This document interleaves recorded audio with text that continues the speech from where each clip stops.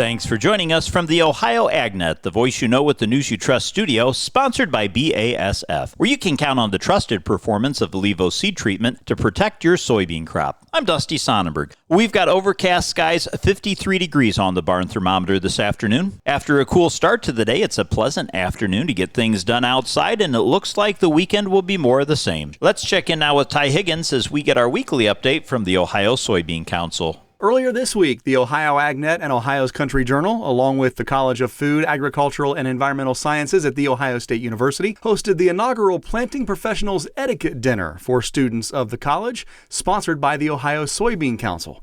Julia Brown is Ohio Soybean Council's Director of Communications. In my mind, when they first suggested it, it's like, don't we all know to keep our elbows off the table, right? But it's more than that. It's more about being able to network. How do you talk to somebody over a dinner and get your elevator pitch in and things like that. So really, again, just helping those students to get ready to enter the workforce and help ensure that our soybean industry and really the ag industry across the state is filled with good workers who are prepared to network and make those connections. It was also an opportunity for the Ohio Soybean Council to tell participants about their student membership. The most relevant for students would be our scholarship program that we have. So folks who are attending either a career school or a four-year university are eligible for these scholarships. You can find more information about them on our website, soyohio.org. Those are actually going to be opening up here at the end of the month, and then we will have those open through about mid-January for students to apply. It's an added bonus on top of some of the representation that you get in the legislature being a student member, just another benefit that you get as part of our organization. That's Julia Brown, Director of Communications for the Ohio Soybean Council.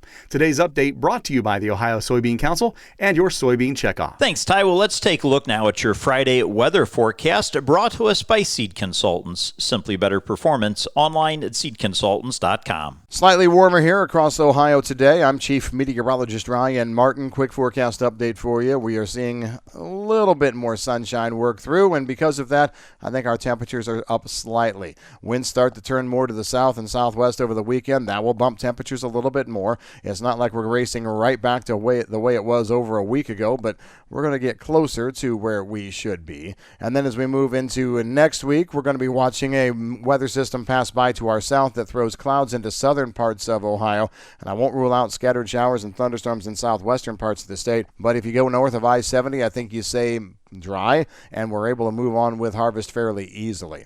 Another shot of cold air coming late next week. I'm Ryan Martin. Thanks, Ryan. Well, with the cold conditions overnight, much of the state, either last night or as we go through the weekend, will have had frost on the ground, and with that comes the risk for livestock producers of prussic acid poisoning.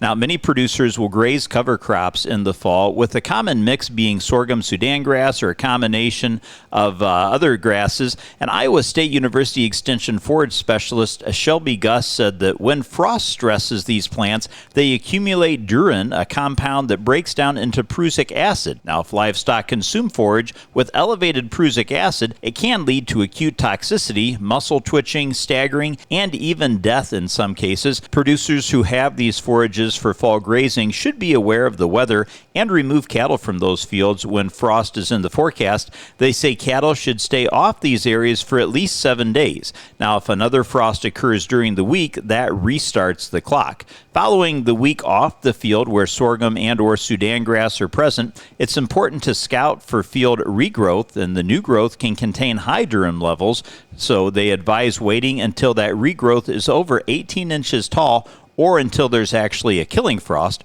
Prussic acid levels typically drop to safe levels for grazing 1 week after a hard freeze of 28 degrees Fahrenheit for at least 4 hours. Now, assessing the field and inspecting all the plants, even smaller ones on the interior of a dense stand, is important before allowing cattle back into that field. They say if a producer is unsure of the prussic acid levels, a forage test can be done at the university as well as other labs before grazing. Stay tuned. We'll be back to take a look at your markets after this. Well, with the cold conditions overnight, much of the state, either last night or as we go through the weekend, will have had frost on the ground, and with that comes the risk for livestock producers of prussic acid poisoning. Now, many producers will graze cover crops in the fall, with the common mix being sorghum Sudan grass or a combination of of other grasses. And Iowa State University Extension forage specialist Shelby Gus said that when frost stresses these plants, they accumulate durin, a compound that breaks down into prussic acid. Now, if livestock consume forage with elevated prussic acid, it can lead to acute toxicity, muscle twitching, staggering, and even death in some cases. Producers who have these forages for fall grazing should be aware of the weather and remove cattle from those fields when frost is in the forecast. They say cattle should stay off these areas for at least 7 days. Let's take a look now at how your market's closed for a Friday, brought to us by Seed Consultants. Simply better performance, online at seedconsultants.com. December corn closed the day down 4 3/4 cents at $4.23 1/4 cents. November soybeans were down 3 cents at $10.41 3/4, and wheat for the day ended down a half a penny at $5.12 1/2 cents. The July 26 new crop was up half a penny at $5.50. October live cattle closed the day down $5.97 1/2 cents. December hogs closed up 12.5 cents. This is the Ohio AgNet.